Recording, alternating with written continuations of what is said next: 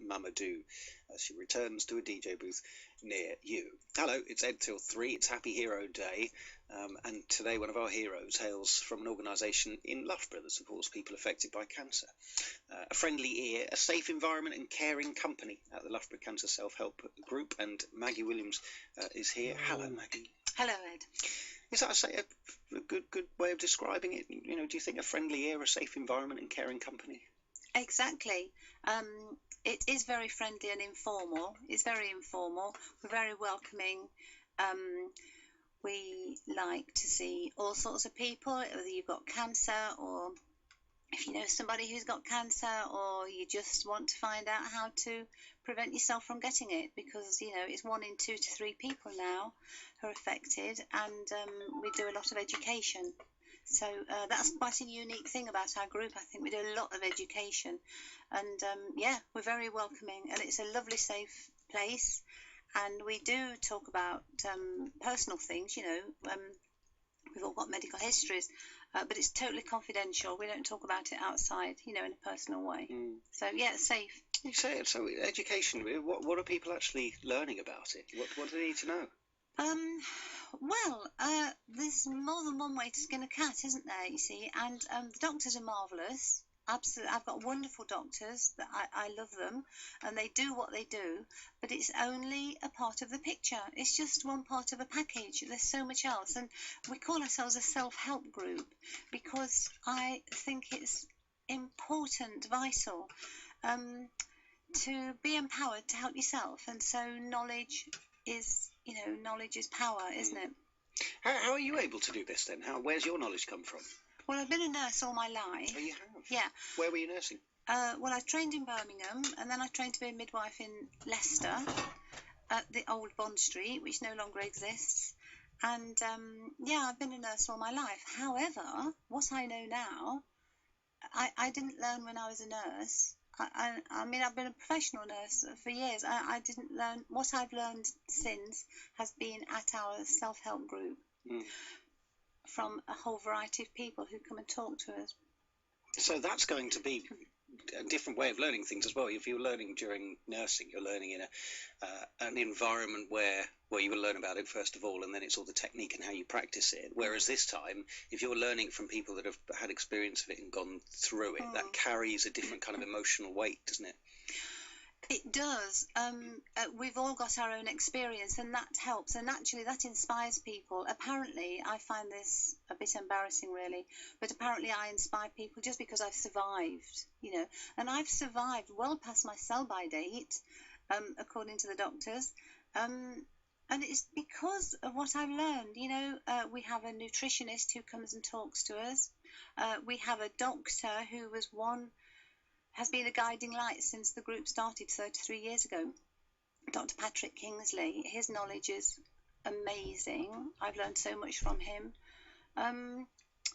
All sorts of people. And we have healers. We have, therapists. We have absolutely wonderful women who come in, week out of the goodness of their heart, and they do Reiki and reflexology, and we get massages for patients.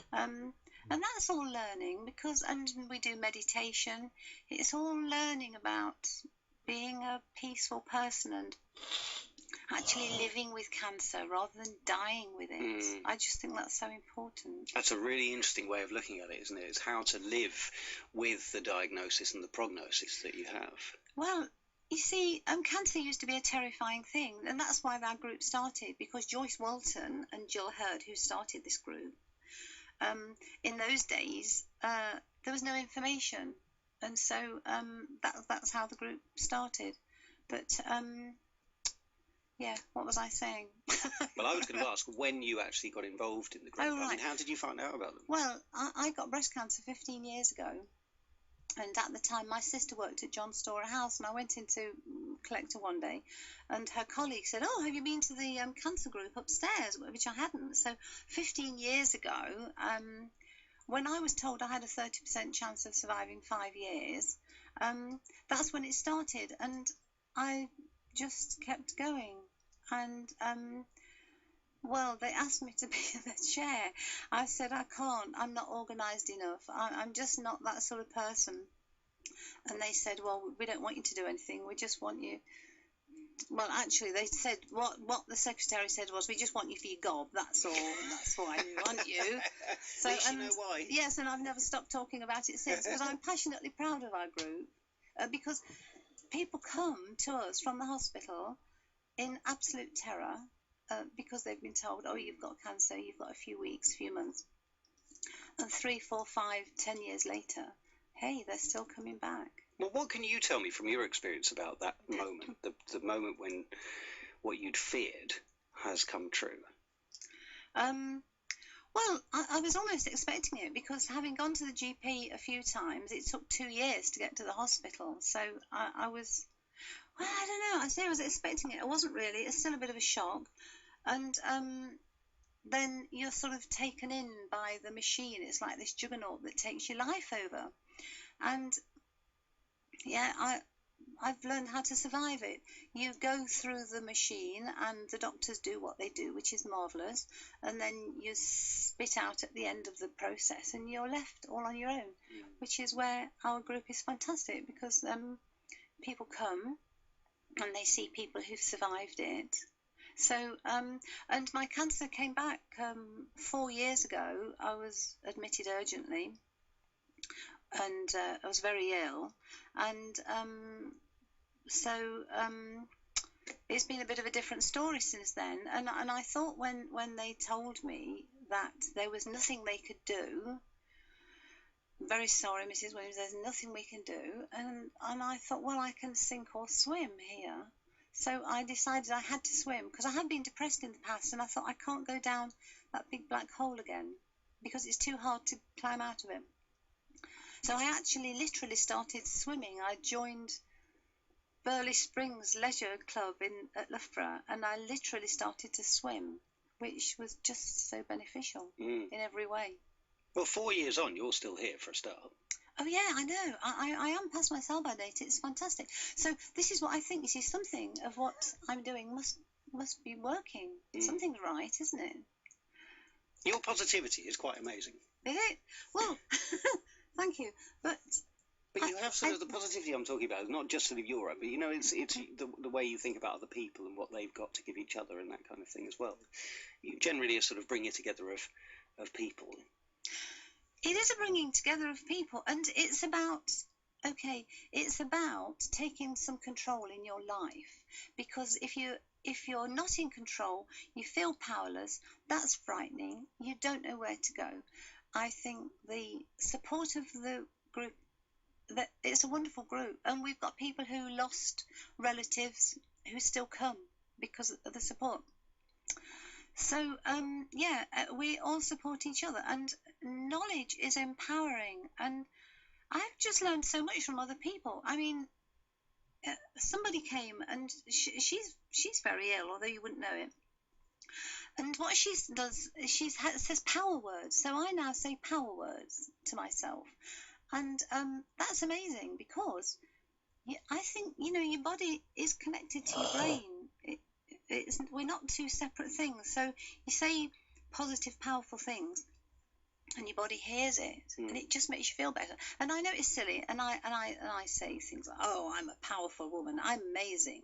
I'm just an amazing, intelligent, creative woman," and it makes me smile, because hey, I might be feeling dreadful, but you say those words, and I think, great. I read the other day that when you wake up in the morning and everyone thinks, nobody does, but everyone thinks that you do that. You know that big yawn where you raise your hands above your head, and you do that big stretch like that. Yes. Lots of people are saying that's an incredibly good thing to do first thing in the day, because it means that you're telling yourself you're a winner, because the only other time you put your hands in the air, clenched fists, and stretch up to the sky is when you're a winner, and you're praising the day, and you're going to go and seize the day, and it puts you in a good mood for the rest of the day. Well, exactly. And this is what athletes do. They go through a whole cycle. They have psychologists, don't they, specialists, and they go through a process of seeing themselves going up and winning. Well, if it works for athletes, I think it can work for people with cancer or anything else in life. What do you see yourself winning? Sorry? What do you see yourself winning? Well, I'd like to be living quite a bit longer. That's one thing, because I've got two very lovely grandchildren.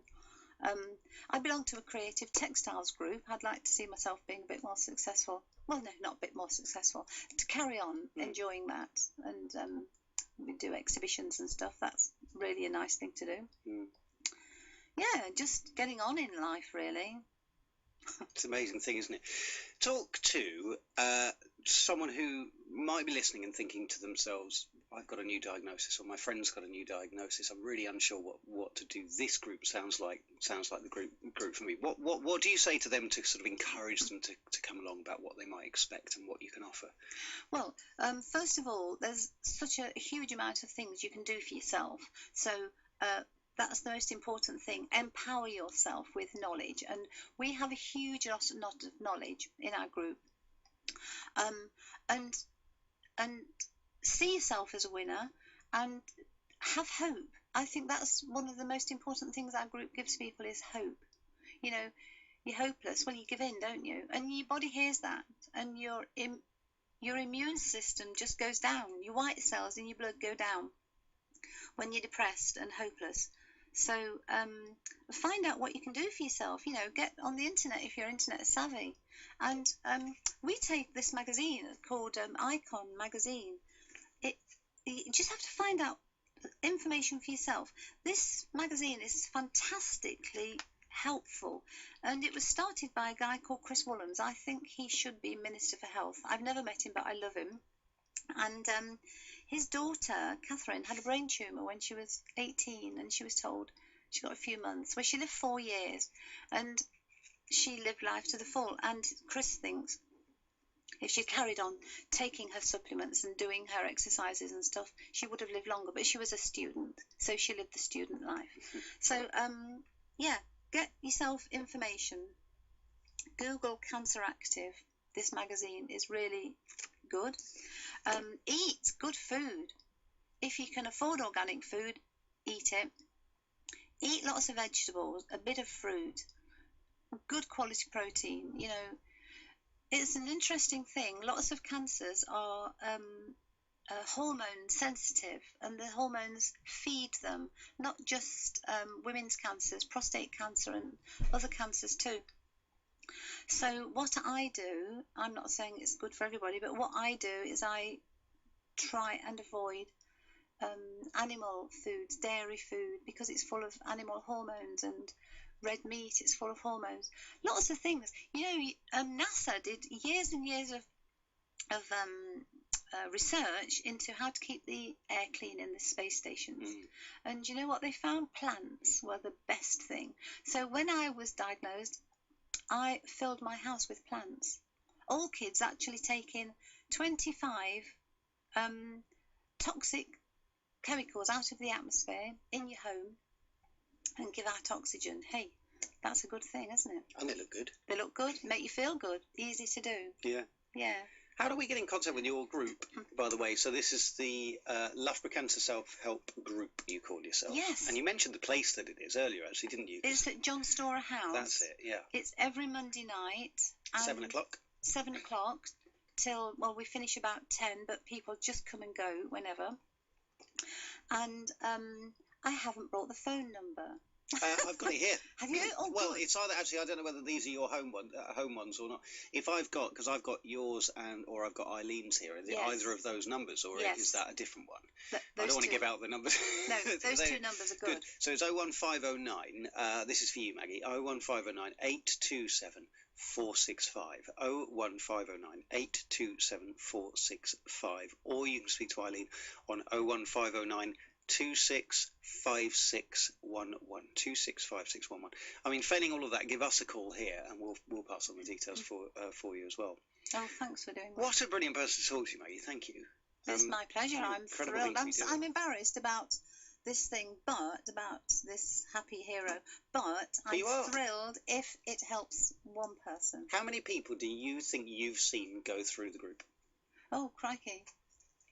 Oh, lots. Lots. Are we talking 2 zeros on the end? 3 zeros? Oh, no, probably probably one or two. I say lots and lots. People just keep coming, you know.